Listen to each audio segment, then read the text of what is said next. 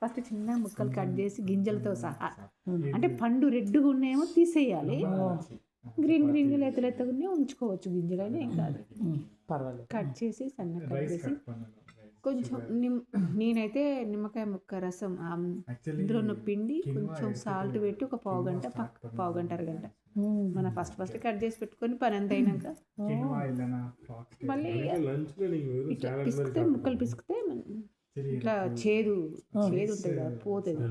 2 సార్లు వాష్ చేసి మళ్ళీ వేరే గిన్నెలో వేసుకొని ఆయిల్ పోసి పోపు గింజలు వేసి కాకరకాయ వేసి కొంచెం మగ్గిన తర్వాత ఉల్లిపాయ పచ్చిమిర్చి వేసి మన అవసరం ఉన్నన్ని పులుపుకు సరిపోయే టమాటా వేసి ఉప్పు కారం కొంచెం ఇది అల్లం వెల్లుల్లి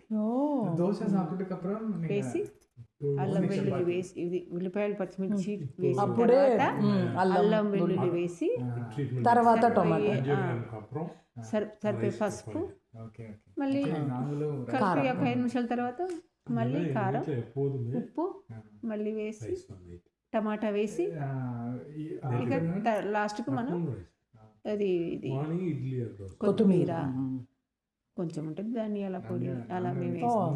ధనియాల పొడి కూడా వేస్తాం, కొంచెం మెంతి కూడా వేసుకోవచ్చు, మెంతి ఆకు ఉంటుంది, మెంతి ఆకు కూడా వేసుకోవచ్చు, కొన్ని మెంతులు పోపు కూడా వేసుకోవచ్చు.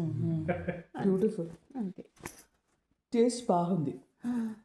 అది నిమ్మకాయ తర్వాత ఏం పిండి, సాల్ట్ ఏదైనా పిండి చెప్తారు కదా, పిండి వేయాలని వేస్తారు కొందరు, నింబు సాల్టే చాలు కలిపి పెట్టడం తర్వాత పిసికి వాష్ చేసి కొంచెం అంటే